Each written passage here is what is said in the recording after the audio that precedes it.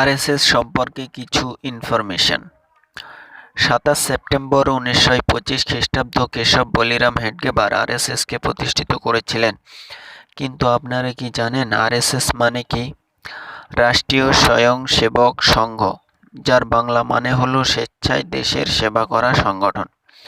মজার ব্যাপার হলো হেডগেবার ঘোষণা করলেন যে আরএসএস এর কোনো সদস্য যেন ইংরেজ বিরোধী কোনো সংগ্রামে অংশ না নেয়। কারণ হিসেবে তিনি বলেন, আমরা ইংরেজদের সঙ্গে বিদ্রোহ করলে ইংরেজ সরকার আমাদের সংগঠনকে ব্যান করে দেবে, তাই আমরা স্বাধীনতা সংগ্রাম থেকে দূরে থাকছি। ১৯৪২ খ্রিস্টাব্দে ইংরেজ ভারত ছাড়ো আন্দোলন যখন সারা দেশবাসী ঝাঁপিয়ে পড়ল, তখনও আরএসএস ভারত ছাড়ো আন্দোলন থেকে দূরে থাকল।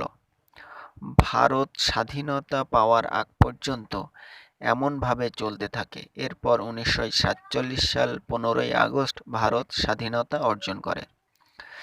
১৯৪৭ ২২ জুলাই ভারতের সংবিধান সভা ভারতের জাতীয় পতাকা তেরঙ্গাকে স্বীকৃতি দিল।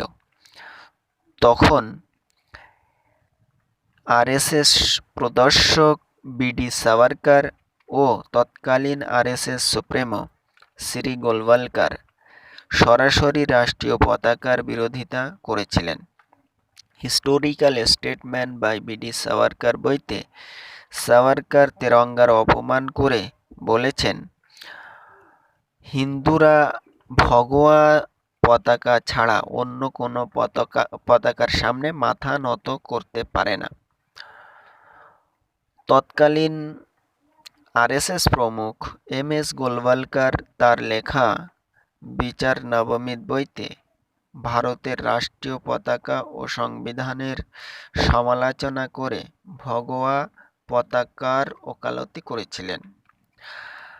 আপনারা আমরা যারা না জেনে আরএসএসকে আদর্শ বলে মনে করি, ২০০২-এর আগ পর্যন্ত আরএসএসের কোনো শাখায় কোনো দিন ভারতের জাতীয় পতাকা উত্তোলন করা হয়নি, এ কথা আমাদের জানা দরকার।